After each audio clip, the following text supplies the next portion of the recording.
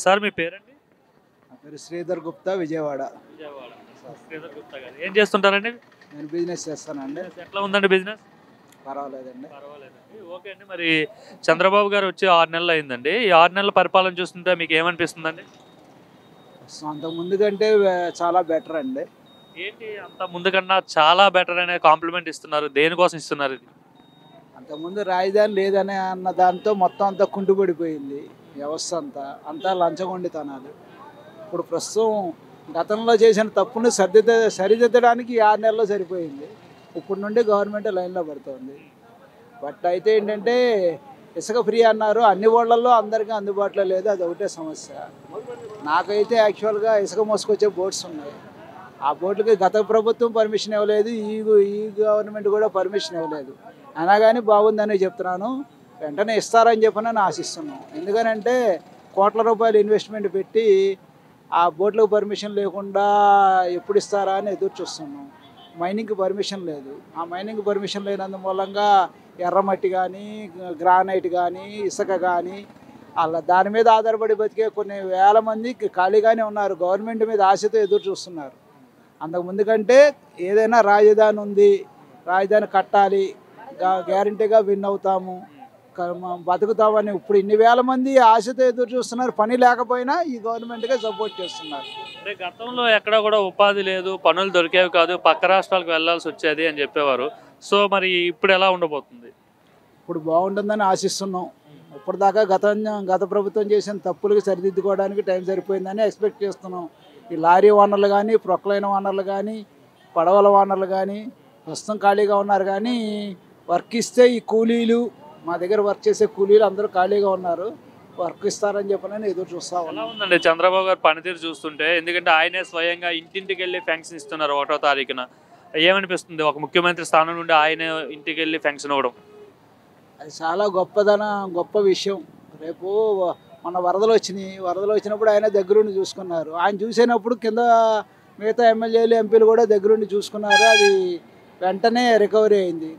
గతంలో చంద్రబాబు నాయుడు గారి పరిపాలనలో కూడా తుఫాన్లు వచ్చినప్పుడు విశాఖపట్నంలో ఆయన దగ్గరుండి చూసుకున్నారు. వెంటనే కరెంటు కానీ అన్నీ పునరుద్ధరించారు. ఇప్పుడు కూడా అలాగే అభివృద్ధి చెందుతుందని ఆశిస్తున్నాం. అది ఇంకా యువతకు ఉపాధి గురించి ముఖ్యంగా చూసుకుంటే ఎంప్లాయ్మెంట్ గతంలో ఎక్కడా లేదు అని చెప్పేవారు. యువత గురించి అంటే సాఫ్ట్వేర్ కానీ ఏదైనా బయటకు వెళ్ళి పక్క రాష్ట్రాలకు తరలి వెళ్ళి చెన్నై కావచ్చు, ముంబై కావచ్చు, రాష్ట్రాల నుండే ఇక్కడికి వచ్చి పని చేసుకునే ఆలోచనలో ఉన్నారు జనాలందరూ. ఇక్కడ గ్యారెంటీగా ఉపాధి ఉంటుందని ఆశిస్తున్నాం. లోకేష్ గారు వర్కింగ్ ఎలా ఉందండి? ఐటీ మినిస్టర్గా ఉన్నారు ఆయన. Happy government. గ్యారంటీగా చంద్రబాబు నాయుడు గారి పరిపాలనలో ఆంధ్రప్రదేశ్ అభివృద్ధి చెందుతుంది. దాని 100%. అంత నమ్మకం ఏంటి బాబు గారి పైన మీకు? గత ప్రభుత్వంలో ఏ పనులు జరిగేవి కాదు, రాజధాని అన్నదే లేదు, ఎవరికైనా సిగ్గుచేటు ఎక్కడికి వెళ్ళినా. ఇప్పుడు అలా కాదు. ఆ ప్రభుత్వం చేసిన తప్పుల్ని దీన్ని ఇప్పటిదాకా కవర్ చేశారు కాబట్టి ఇంకా అభివృద్ధిలోకి పరిగెత్తిస్తారని చెప్పని ఆలోచిస్తున్నాం. రోడ్ల పరిస్థితి ఎలా ఉంది సార్? ప్రస్తుతం ఎలా ఉంది, ఇంతకుముందు ఎలా ఉంది? ప్రస్తుతం రోడ్లు అన్నీ బాగున్నాయి. గతంలో ఎలా ఉండేదండి రోడ్లు?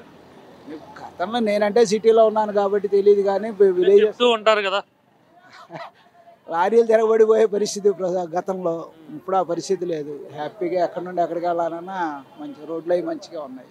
అది ఓవరాల్గా బాగుందంటారు? ఓవరాల్గా బాగుందండి. అన్న మీ పేరు? అన్న నా పేరు డిఎన్ రవి ప్రకాష్ అండి. ఏం చేస్తుంటారన్న? నేను ప్రైవేట్ ఎలక్ట్రీషియన్. ఎలా ఉందన్న 6 నెలలు అవుతుంది గవర్నమెంట్ వచ్చి? ముఖ్యమంత్రిగా చంద్రబాబు గారు ఎలా చేస్తున్నారు ఏంటి?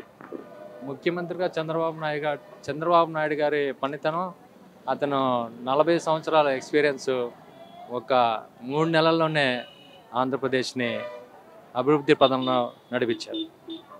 ఏంటి ఈ 5 ఏళ్ళు ఎలా ఉండబోతుంది బాబు గారి హయాంలో?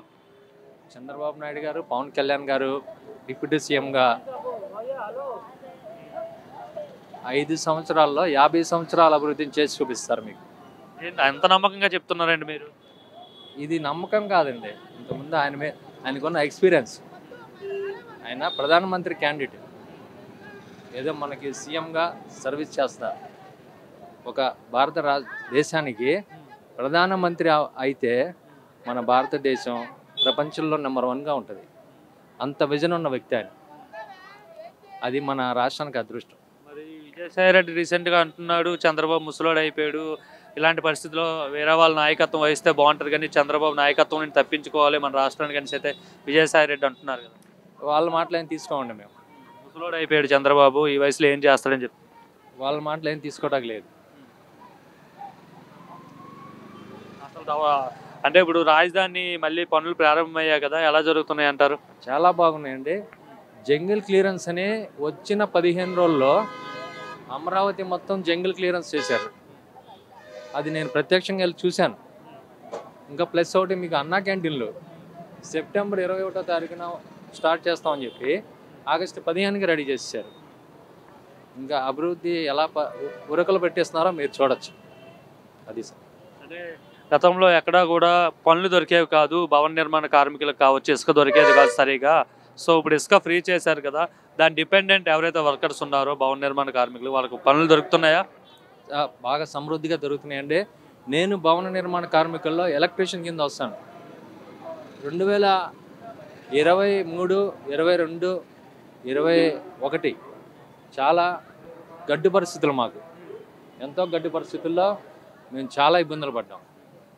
బాబు గారు ఎప్పుడైతే ప్రమాణ స్వీకారం చేశారో ఆ రోజు నుంచి మాకు ఖాళీ లేదు. నిజమే, నిజం అది అబద్ధం కాదు.